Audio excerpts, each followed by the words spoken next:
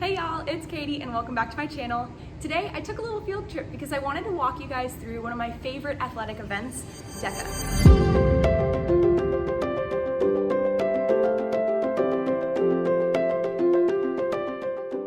So I'm here at my local gym where I am a DEKA coach and a trainer, and if you don't know what DEKA is yet, I actually made a whole video on it already, so go ahead and check that out. Or if you want to just learn more about all 10 zones that are in DEKA, you can watch that video too for more info. But today we're going to be focusing on 2 zones specifically. Today we're going to be talking about DEKA Zone 1, Ram Reverse Lunges, and DEKA Zone 2, the row machine. Now all the zones are standard across all the DEKA events except for zones 4 and zones 8, which we'll talk about in those specific videos later on. But these 2 zones you'll see identical in the DEKA Strong, Mile, or Fit events. So here's what you need to know. DEKA Zone 1 is the Ram Reverse Lunge, and these use a specific piece of equipment called a ram. It was invented by DEKA for this type of event, so it looks like a foam roller, but it is weighted, so it is pretty heavy. In this event, females use a 33-pound ram and males use a 55-pound ram. You have to alternate your legs, and your knee must touch down for 30 full reps. The catch is that you can't jump. Your feet must touch at the same time at the front of the mat before you step back for the next lunge. But you have a few options with the carry position. You can do a front rack, a back rack, or a side rack on the shoulder. I know I prefer to use the side rack because then I can load my spine and my lower body more, and I can save my upper body for a little later because I know I have a much stronger lower body. But you can choose whichever rack works best for you. So to master the Ram Reverse Lunge, you can work on your transitions and your movement efficiency. To smooth out those transitions, practice picking up the ram quickly, racking it as fast as possible, and getting right into that first rep so you don't waste any time out of the gate. And for movement efficiency, practicing the lunge and getting used to that movement to where you can drop that knee right down to the floor and then jump right back up into that starting position is gonna save you so much time throughout the entire movement. So now you can go rock that Ram Reverse Lunge. Next up is Zone 2, the row. For the row, it is simply 500 meters until you're done. The exception is that your feet have to stay within the straps the entire time until you roll all the way up to 500 meters. So the way to customize your row is to change that damper setting. The lower the damper setting, the lighter the resistance, but there's also less meters gained each pull. The higher the damper setting, the higher the resistance, and you get more meters for each pull. So finding your sweet spot and where you want that damper to be for your row is going to be key.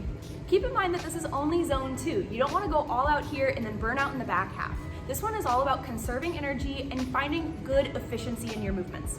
So finding a consistent pace, keeping your strokes per minute low, and then keeping your breath under control are going to be super key for this one to conserve energy for the back half. My personal favorite breathing technique here is to exhale as I give a big pull to the row and then inhale the row all the way back to the front. So just like we talked about in the lunges, we want to also work on our transitions here. This specific machine takes a little bit of work and a little bit of practice to hone those transitions. Getting your feet in and out of the straps can be a nightmare if you haven't practiced it, and it can really tack on some time to your run. So my favorite tip is to keep the straps a little bit loose so you can slide your feet in and hook the heels quickly so you can grab the bar and hit that first row nice and fast. Likewise, at the end of your row, when you're almost to 500 meters, kicking your feet forward so you can loosen the heels out of the back and then sliding those toes out together is going to help you move quickly and get those feet reset to go onto the box. And remember, for these cardio machines, building that aerobic base will help you conserve energy and rock your race. So we've talked a lot of details about the row already, but there's one more detail that people don't often touch on. How do you row? So I have 3 specific row patterns that I follow in my practice and events, and these are the regular row, power row, and high pull row. The regular row is a really good one just to practice conservation, keep that heart rate down if you're working on building that aerobic base, or if you're just new to the row machine, this is a great one to start with. It's just normal pulling, that bar comes straight towards the chest, and then you reset. Nothing fancy, nothing crazy, you're just rowing. Next up is the power row. In this version, it's for short burst, high intensity efforts. So this would be like for the team strong event or the team mile event where you're tagging off with your partner and you have rest time. So this one, you want to pull and push with your legs as much as you can to get the max out of every single row. And after you pull, slingshotting forward as fast as you can to reset and catch the next pull as fast as you can. Again, this one is super high intensity, so I would not recommend pulling this out in your individual DEKA events.